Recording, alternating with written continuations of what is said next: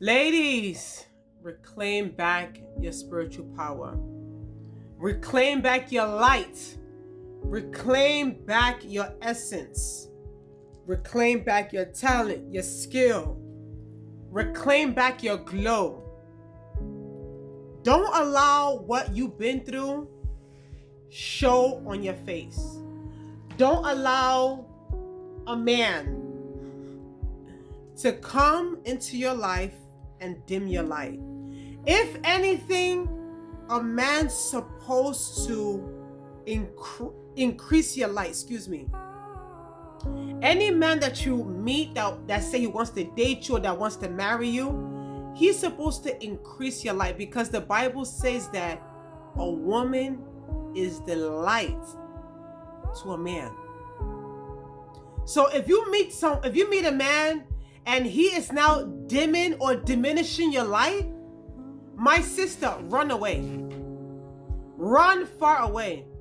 And you may not notice it at first, that is his objective, that's his motive. You may not notice it at first. It comes in subtle signs. Oh, honey, I don't think you should wear that. I think you should wear this instead. Oh, maybe I don't think you should be friends with that person anymore. You should be, staying more time at home. You like that hobby? I think you've outgrown that hobby. You shouldn't do that anymore. That's how it starts. The things that bring you joy, peace of mind, and happiness is what narcissistic men love to take away from you. I'm telling you. It's what they enjoy quenching your light till you have no more glow, until you have no more essence, until you have no more meaning to life. You look at life completely different. Everything is now dull around you. You lost your vibrancy. Don't ever let that happen to you. Remember, God created you for a purpose. God created you for a reason. And you must live to fulfill that purpose. You must live to fulfill your destiny.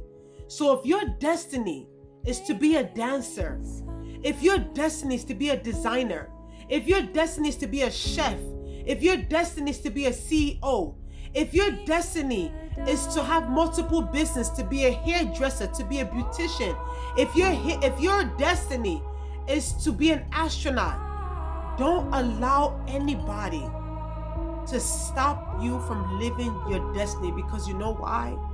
The moment they stop you, it's like they quench your light. They took away your purpose. They took away your meaning to life.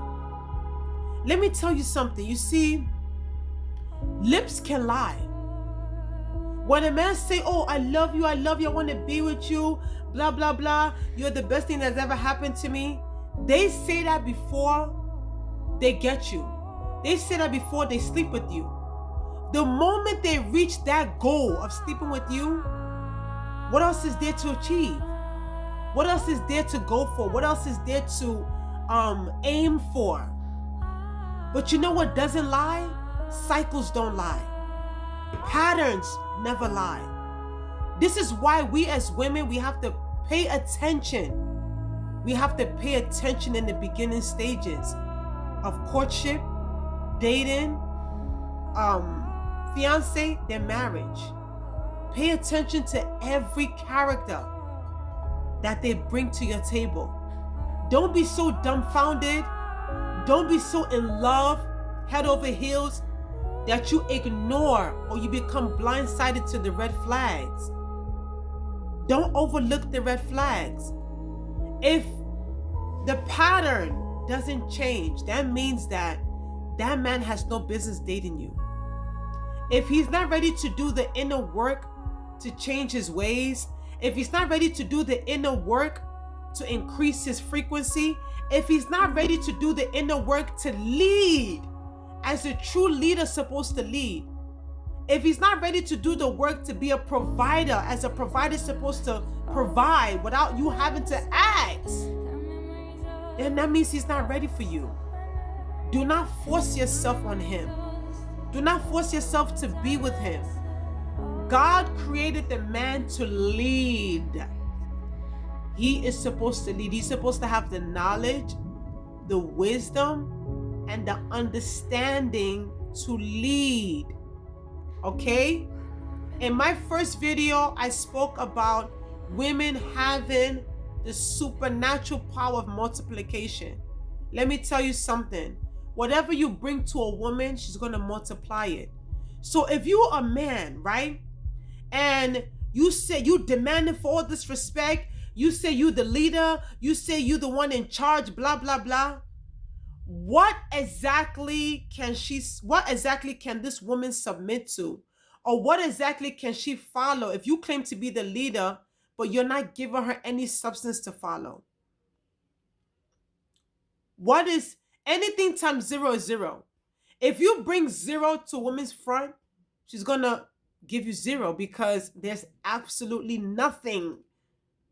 There's absolutely nothing to multiply. As a man, work on yourself to be a good leader. Work on yourself so that way when you now meet a woman, when you now meet the one, you automatically prepared. There's a saying that goes, it's better to be prepared and not have an opportunity than to have an opportunity and not be prepared. Everything starts with the man. I don't know why people are looking at women. Oh, you have a failed relationship. Oh, why didn't you let your marriage work? But no one looks at the man. No one asks the man, how come the marriage didn't work? You're supposed to be the head of the home. You're supposed to be the leader. Why did the marriage fall apart? What exactly happened? Nobody asks the man that. Men are supposed to be the one to take the lead role in everything. A woman should not have to ask. No woman should have to ask for what is the right way of life, what is the right order. No woman should have to ask that. And let me tell you a secret. When a man is in his perfect role, when he is in perfect alignment of his role, the woman would naturally submit. The woman would naturally respect him. The woman would naturally honor him because he is now feeding her. He is now feeding into her. He is now depositing into her spirit of multiplication. He's not taking anything away from her. He is giving, he's pouring into that spirit of multiplication that the woman has.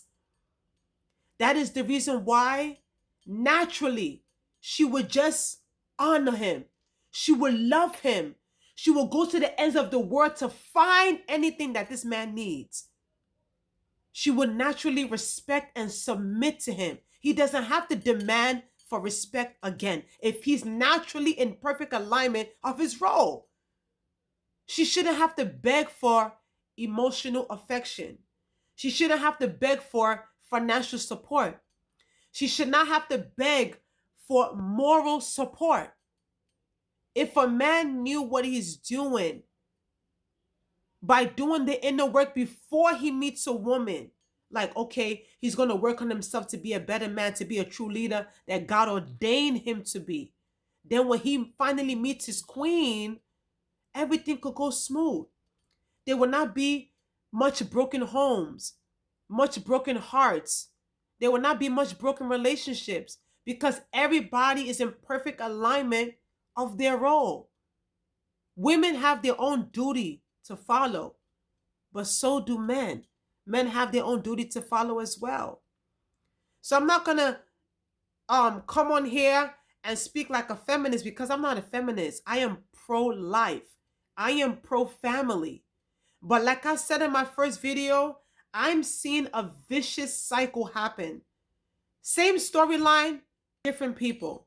And it's high time this needs to stop. It's high time something needs to be done about it. Stay tuned for part 3. Bye for now.